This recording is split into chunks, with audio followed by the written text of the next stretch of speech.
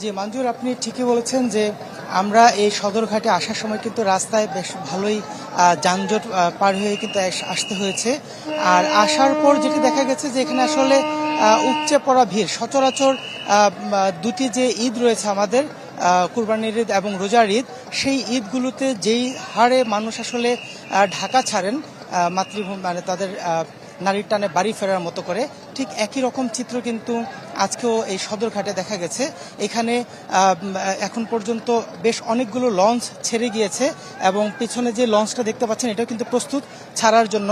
এবং এই লাইনেই কিন্তু অনেকগুলো লঞ্চ বেশ বড় বড়, যেগুলো 3তলা 4তলা লঞ্চ, সেগুলো কিন্তু এখানে ছিল এবং যেগুলো গিয়েছে এবং আরও অনেকগুলো কিন্তু যাওয়ার জন্য, ছেড়ে যাওয়ার জন্য প্রস্তুত।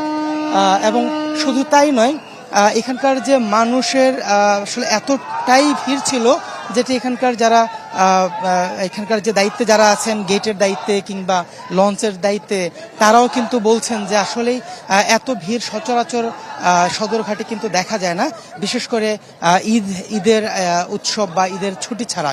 তো এবছর আমরা জানি যে বেশ কয়েকদিনের টানা ছুটি, কিন্তু বেশ লম্বা একটা ছুটি একদিকে, আরেকদিকে হচ্ছে ভোটের যে আমেজ, সেটি দুটি মিলেই কিন্তু মানুষের এবারও কিন্তু উপচে পড়া ভিড় কিন্তু লক্ষ্য করা গেছে যে এই সদরঘাটে, অর্থাৎ নারীর টানে বাড়ি ফেরার মতো করে কিন্তু এবার ভোটের যে উৎসব সেটিতে অংশগ্রহণ করার জন্য মানুষের কিন্তু এখানকার যে আগ্রহ সেটি কিন্তু বেশ অনেক। এবং বলা চলে যে এখন পর্যন্ত কিন্তু মানুষ আসছে এবং তাদের যে বাড়িতে যাওয়ার জন্য বা তাদের ঠিকানায় যাওয়ার জন্য কিন্তু বেশ দৌড়ঝাঁপ চলছে।